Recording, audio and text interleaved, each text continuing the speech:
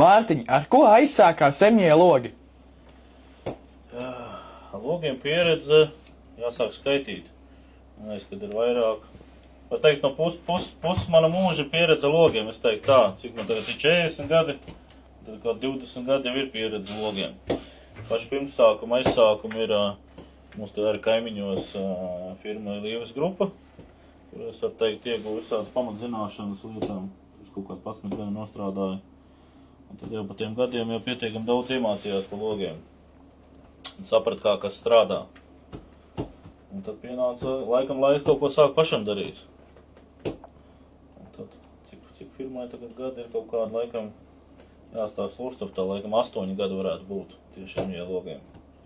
Jā, un tad, jā. Sākums bija smags, bet, galvenais neatlaidība.